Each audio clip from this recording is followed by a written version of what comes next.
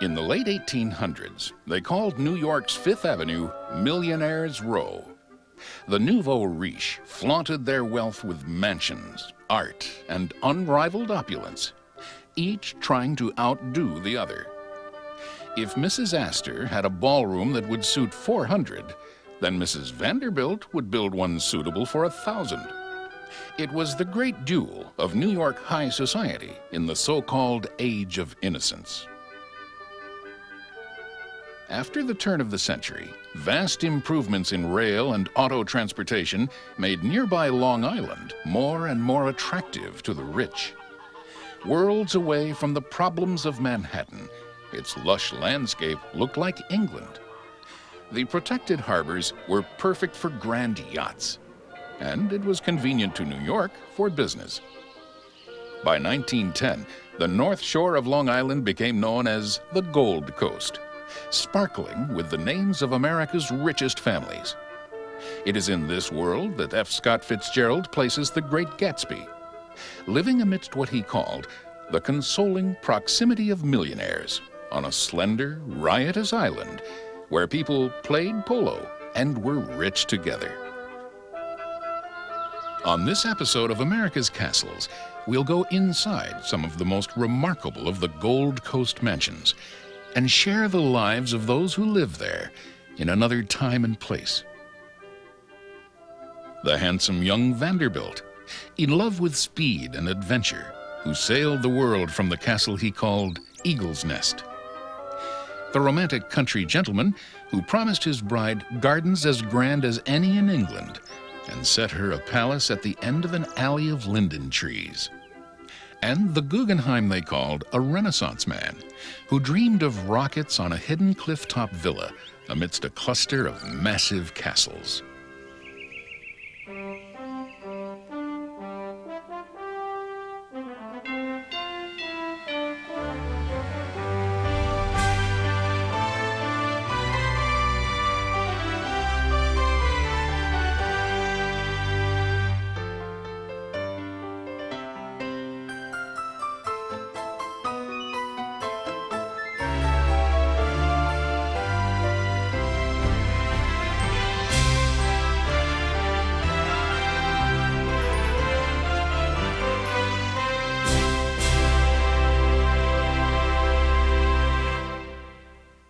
Massive cast-iron images of the noble eagles that once stood on the towers over Grand Central Station now post the gates and leave no doubt that this is Eagle's Nest.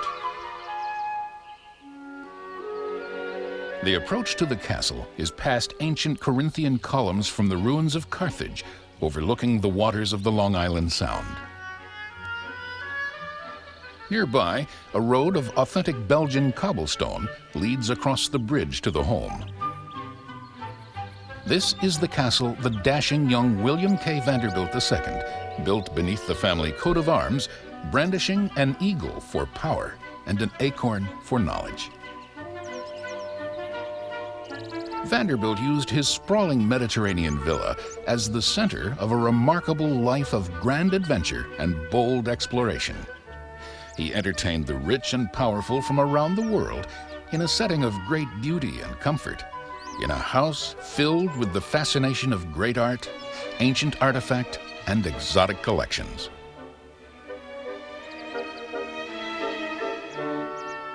The entrance to the courtyard passes through the ancient gates of a Spanish castle with its massive wooden portcullis, a sharp-pointed grid that could be quickly dropped as if protecting still some Moorish fortress villa.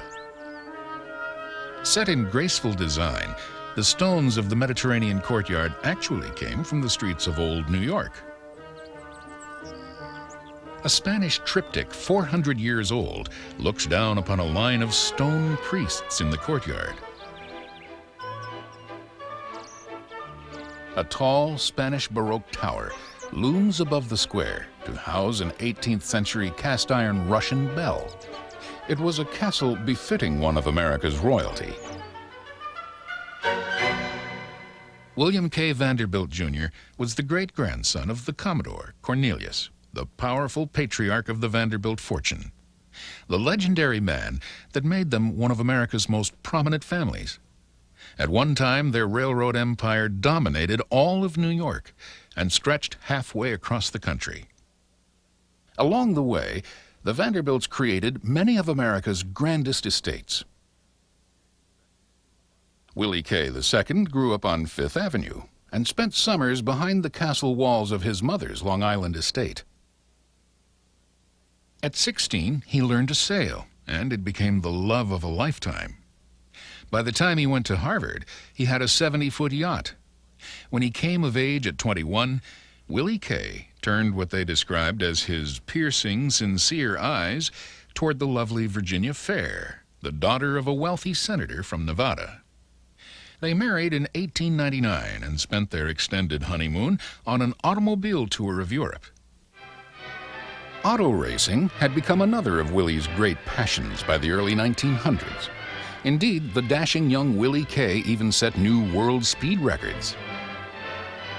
In 1906, he got other millionaires, including the Astors and the Fords, to join with him in the planning and building of a 50-mile Long Island Motor Parkway as a private toll road to accommodate their racing passion. Vanderbilt got very interested in racing, and he created the Vanderbilt Cup race. And one of the things was to get European cars here to compete so that the American manufacturers could see what was there, because they were ahead of the times. And he set up the Motor Parkway, part of that, as a strip for racing. And that became very competitive in 1904, and for several years later, they had it here. Unfortunately, there were some very serious accidents, and some of the farmers that lived along the road were very uncomfortable about having the races here. With his goggles and driving breeches, Vanderbilt struck a handsome pose. After his marriage crumbled, he must have been quite the eligible bachelor, good-looking, rich, carefree, daring, and full of adventure. The Long Island bachelor quarters, that's what Willie K. called his bungalow, had started out as hardly more than a cottage. Yet in 1910, it began to take up more and more of Vanderbilt's time and interest, growing into the full-blown mansion that would become Eagle's Nest. The overall architectural style of Eagle's Nest comes from Vanderbilt's travels throughout the Mediterranean, and especially in Spain and Morocco. Eagle's Nest started out as a 7-room bungalow and was really a sailing camp on the North Shore for William Vanderbilt, who was one of the great Vanderbilt yachtsmen. This house, and it's a perfect sort of an example of a yachtsman's vision of what it should be like when you live next to the ocean. It's the Spanish and Portuguese elements. It's very Mediterranean in its feeling, with all of these tiled roofs, these finials, these Baroque touches that make it create really sort of an fanciful air. Set on the deepest harbor on the North Shore, Eagle's Nest was the perfect place for Willie K.'s incredible yachts. Sailing the world, he became the Jacques Cousteau of his time, collecting exotic marine life and even discovering new species. And it was on one of his yachts that Willie fell in love with one of his passengers, Rosamond Warburton. At age 42, Willie K. married for the second time. Rosamond would share the elegance of Eagle's Nest and Willie K.'s adventures. America's Castles goes inside William K. Vanderbilt's Eagle's Nest and views his private marine collection when we return. America's Castles continues on A&E. For Rosamond and Willie K. Vanderbilt II, Eagle's Nest soon became a treasure of art, beauty, and even science. Behind a massive Spanish door, studded with sea scallops for good luck, they created an entrance hall 2 stories high, with walls of white limestone. They filled the house with art, antiquities, and truly exotic collections from Vanderbilt's travels and explorations of the sea, creating an intriguing environment for their guests. They entertained, for the most part, in the social center of the house, the Portuguese sitting room, named for its unique limestone fireplace featuring marble faces of the knights from the Crusades and carved in 1494. The plush white chairs and sofa, originally on a Vanderbilt yacht, were designed for the comfort of his guests. Yet unlike some of the Vanderbilt mansions, with enormous refectories for huge formal banquets, the dining area at Eagle's Nest featured an eloquent intimacy. Dinners were served beneath low coffered wood ceilings of hand-carved cypress. The floors were of rust and turquoise Portuguese tile. The Italian walnut table and leather-covered Flemish chairs are from the 17th century. To accentuate the estate's masculine feel, the rough stucco walls hold antique Moorish weapons with inlaid silver, wrought iron sconces, and a tile replica of the Spanish coat of arms for Ferdinand and Isabella. The Vanderbilt coat of arms also graces the room, ever reminding Willie of the family motto, honesty before advantage. To enjoy the spectacular views from Eagle's Nest, an outdoor eating porch was constructed with glazed emerald tile overlooking the harbor. It was a favorite place for both Rosamond and Willie Kay, especially on pleasant spring and fall evenings as the sun cast its final glow across the water. Upstairs in the music room, guests that included the likes of Franklin Delano Roosevelt and Douglas Fairbanks could enjoy the powerful and resonant music of an incredible organ. The $90,000 Aeolian Duo Art pipe organ could be played manually or programmed automatically like a player piano.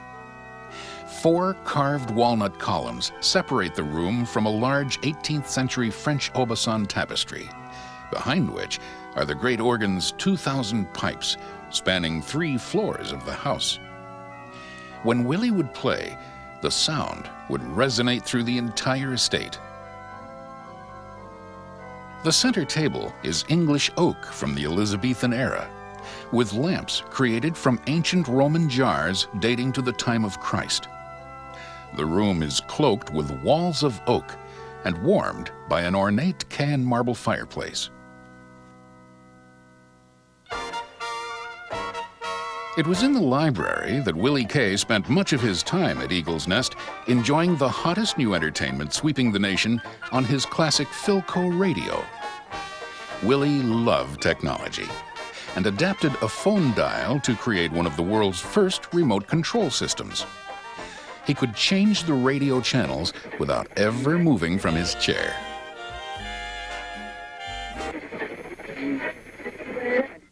Upstairs, Mrs. Vanderbilt's bedroom was designed in the simple elegance of the Louis XVI period.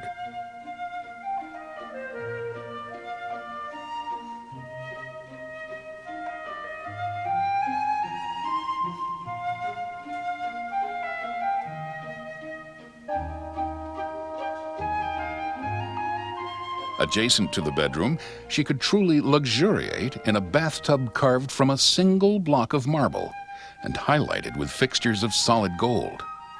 The servants would fill it twice before she would bathe, once to warm the marble, once to warm the lady. Rosamond's dressing room was graced with abundant space as well. Her closet was enormous, with recessed lighting, known at the time as the Hollywood style. Nearby, Willie Kay's bedroom was decorated in the French Empire style, accented by suitably masculine art and artifacts.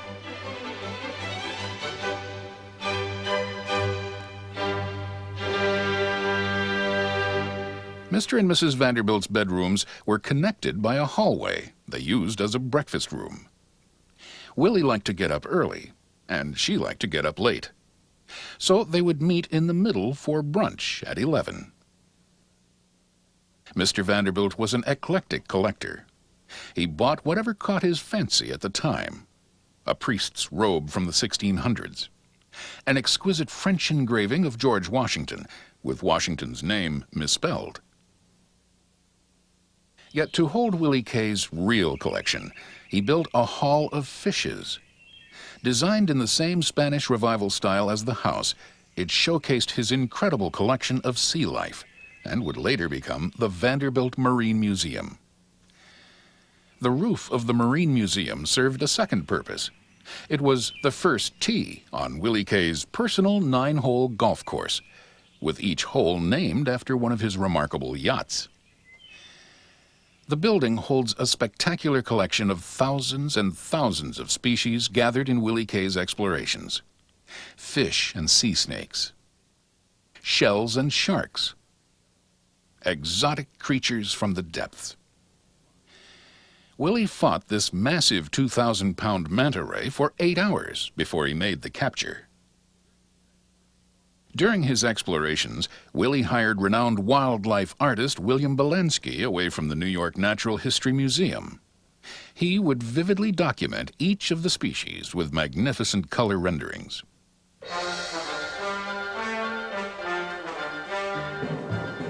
In 1931, Rosamund and Willie left Eagle's Nest to sail around the world on his newest and finest yacht, the Alva. It was a ship that combined both luxury and the ultimate in the technology of the time.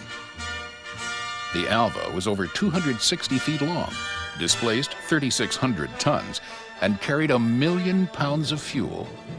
It could cruise for 15,000 miles with its diesel engines churning 5,000 horsepower. They sailed west to the Galapagos Islands, filled with the exotic creatures that once inspired Darwin. Porpoises swam on the wake of the great ship as they sailed on to even more exotic islands. By August, they were in Tahiti, going ashore on a native outrigger. All the while, Vanderbilt was adding to his collection of sea life, even discovering a number of unknown species. Not only did Vanderbilt collect marine specimens, but he had professionals prepare them. He brought with him on the yacht his curator, a taxidermist, and 2 photographers, and they documented everything. He had privately published books, which we have in our collection, that show not only photographs of travels, but of catching the specimens, and they're part of an ongoing process that Vanderbilt had started by collecting the specimens and documenting them so that future generations could be educated. The journey would go on for nearly a year, through the Indian Ocean, on to the Red Sea, the Suez Canal, Egypt, and the Mediterranean, to Monte Carlo, then finally on to the Atlantic and home to Eagle's Nest. Upon their return, the Vanderbilts continued to call Eagle's Nest and Long Island's Gold Coast home. Their rarefied world of social rituals, sports, and adventure would continue through the 1930s, in stark contrast to the tumultuous years of war and economic depression which haunted most of America. Vanderbilt died in January of 1944. But the legacy of his life, his explorations and love of nature and beauty, still resonate in the extraordinary home he called Eagle's Nest. Next, the mansion at Old Westbury overtakes even the Vanderbilts as America's Castles explores the Gold Coast of Long Island. And now, America's Castles returns on A&E. One of the things that attracted the very rich to Long Island to build their castles, play palaces, and lush country manor houses was the natural beauty of the land, so much like England. That was the reason John Phipps built his English manor house at Old Westbury, a spectacular home on an exquisite landscape of ponds, woodland, meadows, and rolling hills. The Westbury house is the result of the romantic promise that John S. Phipps made to lure his bride from her castle home in England. If she would marry him and come to America, he promised her gardens as lovely as any in all of England. Westbury is the keeping of that promise.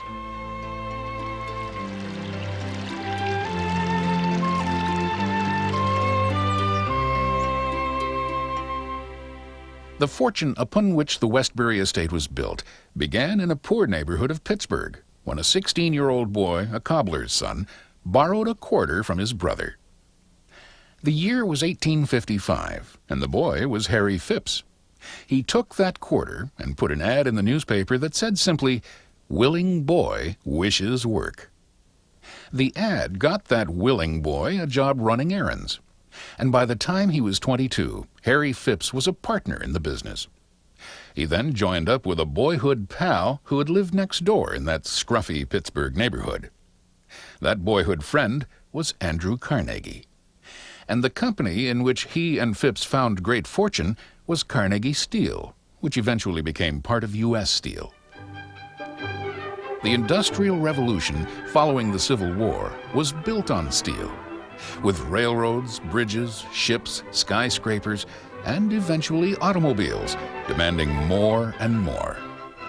For those in the business of turning the raw materials of iron and carbon into steel, the fortunes were enormous. And so it was for Andrew Carnegie and Harry Phipps, two boys from Barefoot Square that came to revel in great wealth, travel the world, live in lavish style, and bequeath to their heirs immense wealth. John S. Phipps was Harry's oldest son, known by most as Jay. He did what one would expect of a steel magnate's son, attending Yale and Harvard, and then falling in love with a beautiful and rich lady. The first time he saw her, he said, "I have seen the girl I will marry." She was Margarita Celia Grace of the Grace Shipping Line family. Dita, as she was known, and Jay married in Battle Abbey in England, where the Grace family lived. Their honeymoon was a 75-day motor tour of India, with the groom hunting tigers and the bride riding elephants. Upon their return, Jay Phipps managed the family fortune. He was also an avid sportsman all of his life, playing polo and fox hunting with zeal. But perhaps his greatest achievement was the promise he kept to his young bride, to build her gardens as great as any in her English castle. 4 years and 3 children after their marriage, the Phipps family moved into their wondrous estate. The estate was designed by an English interior designer named George Crawley. This was the first home he ever designed and built. He used an English Renaissance style similar to that exemplified by Sir Christopher Wren in the Stuart period of the early 1600s. When Crawley turned in his final drawings, he wrote, "I am certainly no genius, and good design does not come like Venus from the sea, but only with real labor and sorrow." He had worked a year on the drawings. The result of the first-time effort is stunning. Westbury was set on a crest of a hill, constructed of cherry red brick from Virginia, trimmed with limestone from Indiana, and a pale golden roof made of thin stone slabs imported from the English Midlands. Crawley said the hardest part of the whole house was designing the front door. He designed it 50 times before he came up with one he liked. Above the entrance, a Latin inscription beckons, "Peace to those who enter, good health to those who depart." Crawley was not trained as an architect. He was really a man trained by the eye, and that's what he was known for, this tremendously discerning, aesthetic eye. And apparently over a dinner party, he grew so enthusiastic about what a house should be like that Phipps called him up the next morning and said, "Design my house for me on Long Island." The entry hall set the tone for a visit at the Phipps eloquent home, with its hand-carved paneling and Georgian furniture from England's golden age. The massive fireplace, with its allegories of time and love sculpted into the pediment, is similar to those in the Medici Chapel in Florence. A basalt bust of one of Phipps' favorite poets, Milton, stands at the center of the marble mantel. High above the marble floors, the very heavens seem to open with albescent clouds set against an azure sky. The style of painting comes from the 17th and 18th centuries, where the artists featured exotic birds, balustrades, and urns. An alcove below the stairs holds the mounted tiger alleged to be the one that Phipps shot on his honeymoon. Actually, the real one was much smaller, but the safari guides who shipped the trophy wanted to show the Americans that Indian tigers were huge, so they cheated and substituted a larger mount. The staircase is separated from the hall by an elaborately carved screen of fluted Corinthian columns. From the entrance hall, one could enter directly into the Red Ballroom, named for its walls of scarlet damask, lighted by cut glass and rock crystal chandeliers. It was the scene of lavish dances, elite parties, and celebrations. It was here that Peggy Phipps had her coming-out party. Tall windows and French doors opened from the ballroom onto the southern terrace, where a pair of 18th-century sphinxes overlooked a half-mile vista across the lawns to the grand alley of trees. For less formal gatherings or tea on a wintry afternoon, the family used the white drawing room with its Waterford cut-glass chandeliers, gilded Chinese Chippendale mirror, and antique Carrara marble fireplace taken from an old mansion in England.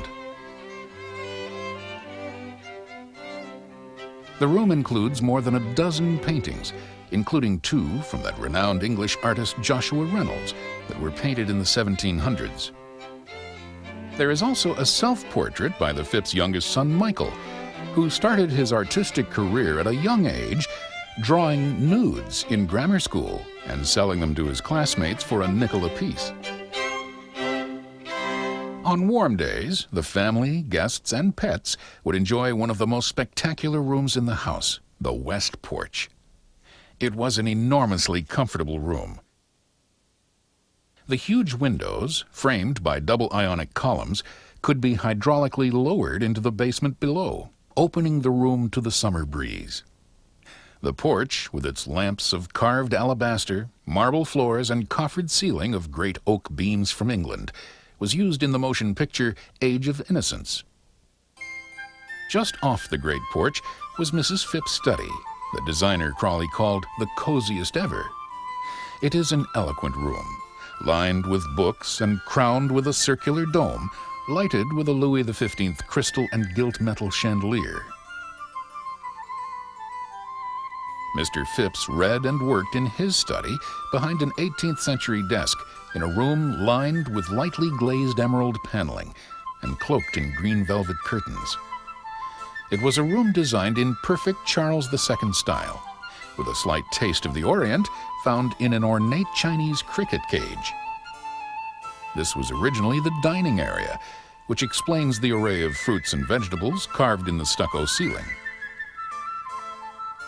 The pastel ceiling of the real formal dining room creates the illusion of gentle clouds, illuminated by an 18-light chandelier of sterling silver. The oak-paneled room was actually moved here from the Fifth Avenue townhouse of Harry Phipps. With its eloquent fireplace, it was a warm and hospitable place to entertain dinner guests. The dining room is the center of the social ritual of the house, because here is where one proved oneself with manners and etiquette at the table. That has to be seen as a setting in which you would have candlelight and gaslight and electricity and butlers in attendance, and each of these is part of a very intricate social ritual. The private quarters were on the upper floors, with a spacious hallway leading to the bedrooms. Dita and Jay actually shared the master bedroom, in a time when the very rich often had separate bedrooms. They put pictures of the children all around their Chippendale mahogany bed. It was, first of all, a family house, well lived in by the children and the dogs, as evidenced by the well-worn condition of the carpet. The guests as well had rooms that were very livable, like the bright and cheerful Adam Room, named after the revolutionary English designer. The Chippendale Room was a favorite of Michael Grace, Dita's father, who was the head of Grace Shipping Lines. He awakened in the morning to a brilliant motif from the Far East with hand-painted Chinese wallpaper that comes alive with colorful birds and butterflies in a pastel world of bamboo and flower. The Oriental theme carries on to the mirror, with a graceful gilded pagoda frame and richly hued scenes painted in reverse on the back of the glass. Waking early, Grandpa Grace could watch the sunrise over East Lake, or his grandchildren playing in the gardens below his room. Coming up, growing up in the Wonderland at Westbury, as America's Castles continues on A&E. America's Castles returns on A&E. The Latin inscription above the sundial on the southeast chimney at Old Westbury reads, "Pray that the hour is not stolen from you." At Old Westbury, the hour of growing up was a wondrous gift, like a fairy tale, filled with lakes and gardens, ponies and dogs, kids and laughter and love. In her lyrical book, looking back at her childhood at Westbury, Peggy called the tranquil times halcyon days. When we were small, we played from the books that we'd read, which were always Indian stories, and from the movies we saw, because there weren't very many movies in those days. And we all liked each other. That was nice. We all had fun together. And we loved our American cousins, and we also loved our English cousins. And the English cousins often came and would stay 2 or 3 weeks, or 2 or 3 months, or maybe a year or so. So we always had plenty of people around who we were fond of. The years were kind for the children of Westbury as they grew up through those halcyon days. Their childhood moments were caught in pictures that reach back in time and tell how it was to grow up in this very special place. Growing up at Westbury was a time of ponies and buggies and Irish lace dresses that tickled and itched. It was Christmas days when children played with the toy figurines from A Midsummer Night's Dream. And on the 4th of July during World War I, they all dressed up as the Allied nations, peace and liberty. 13 children dressed and posed, and not a smile on any face. Perhaps they'd rather play than pose. They grew up with fox hunts and polo, playing Indians and safari in grand gardens. The boys each had a log cabin of their own, and Peggy had a playhouse with a thatched roof. The gardens of Old Westbury were a magnificent playground. The landscaping was designed as a grand plan typical of the Beaux-Arts design in Europe. It combined formal French Renaissance landscape design with English Romantic. You can walk under some of these beech trees and you're in a cathedral, and there's nothing but a structure that you feel. Many of these walks meander so that the next thing you were to see just opens up almost as a surprise.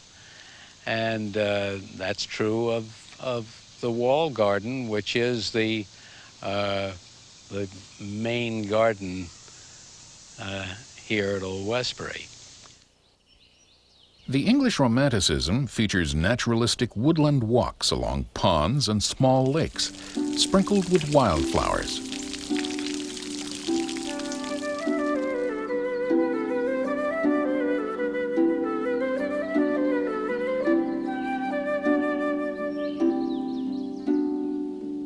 The landscape almost seems to surprise with its variety and texture. There were lily ponds and pergolas covered with wisteria and grapevines. A two-leveled Italian walled garden.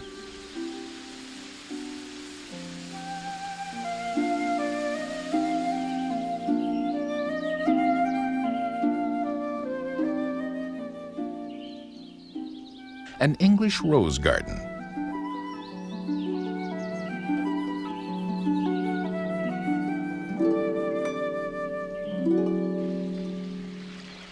The boxwood garden with Grecian columns and reflecting pool. the ghost walk of trained hemlock.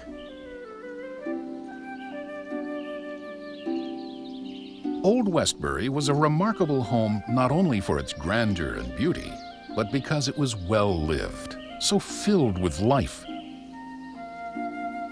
Unlike many of the Gold Coast homes, Old Westbury was not just a summer playhouse to impress the who's who of society. This was a year-round country manor, a true family house. In a moment, the Gold Coast home of the Guggenheim they called the Renaissance Man, as America's Castles continues on A&E.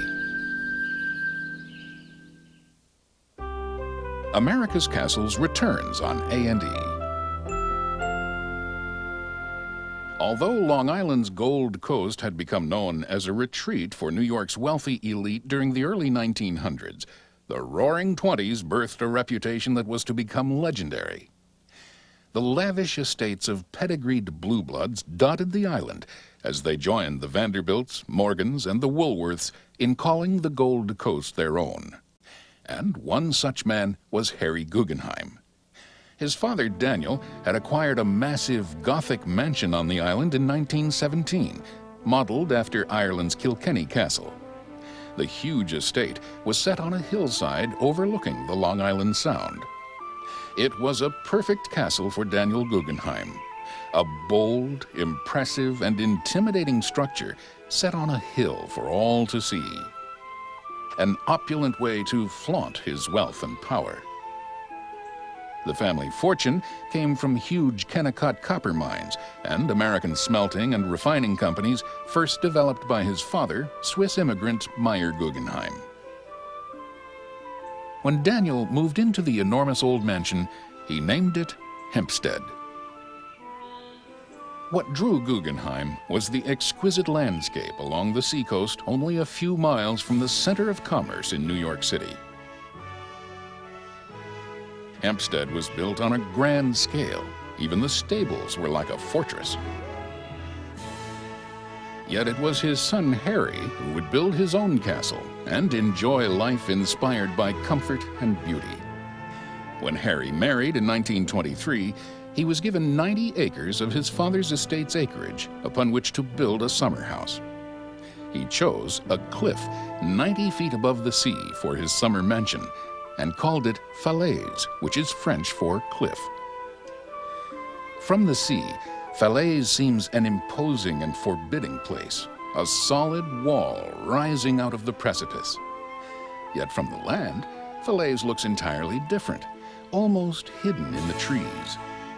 Passing beneath a 16th century French gate, one enters the courtyard of a Norman manor house, fronted by magnificent cedars of Lebanon trees.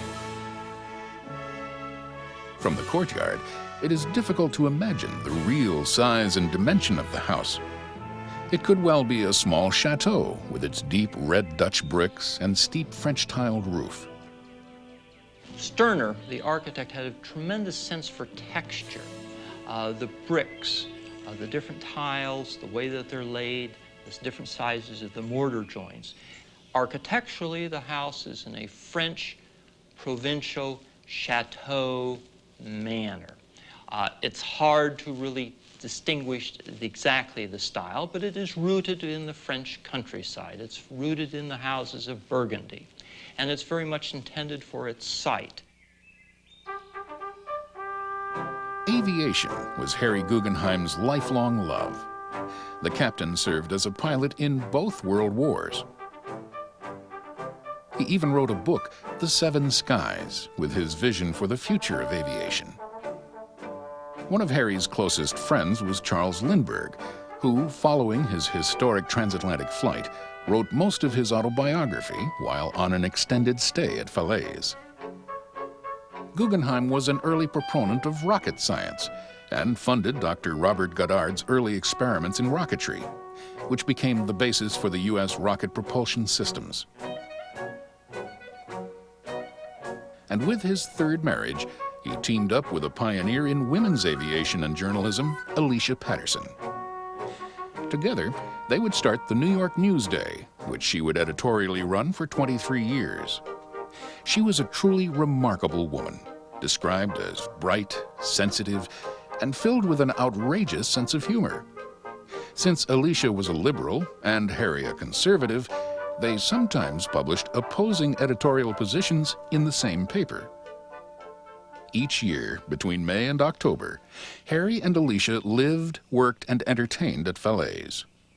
Unlike many of the nouveau riche castles, Falaise was not designed to attract attention and hold massive parties.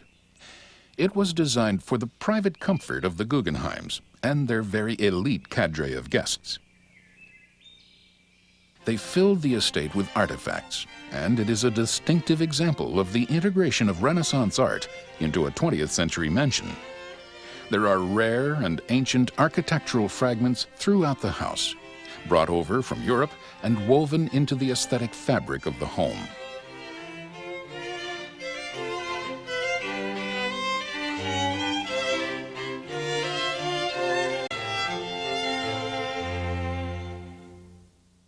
The living room here, unlike the great ballrooms in other Gold Coast mansions, was designed for comfort, set amidst rare art and artifact, more conducive to intimate intellectual conversation than ballroom dance.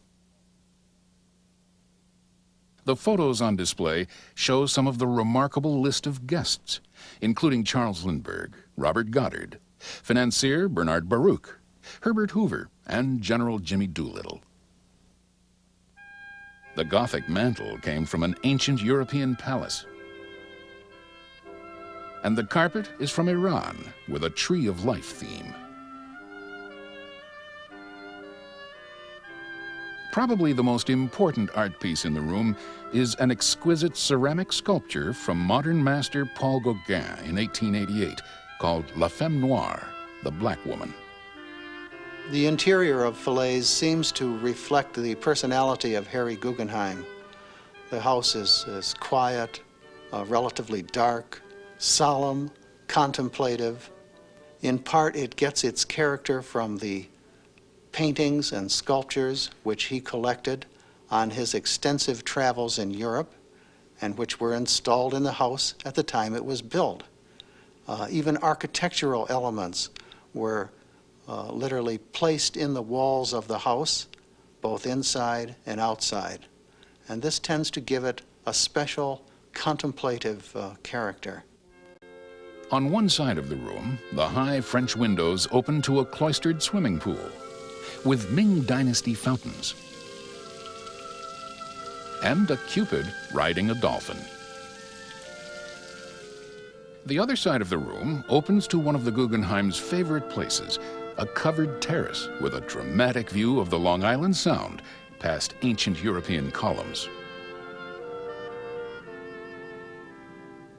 The Guggenheims dined with their guests in a room that was set with Minton ambassadorial china, reflecting his status when he was Herbert Hoover's ambassador to Cuba.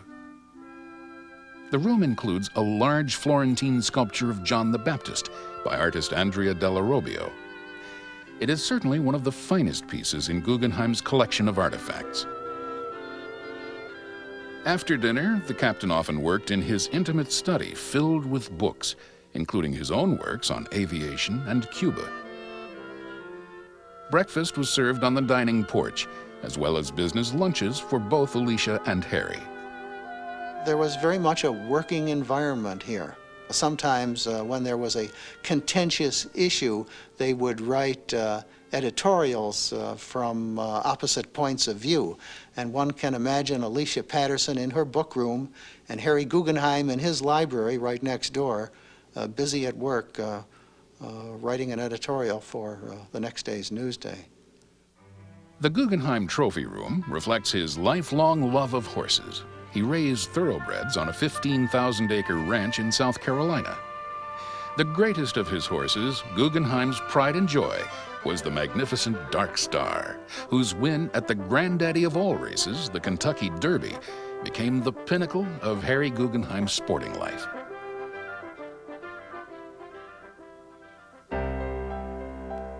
Harry Guggenheim died in 1971 and left Falaise and Hempstead Castle as monuments to a time gone by.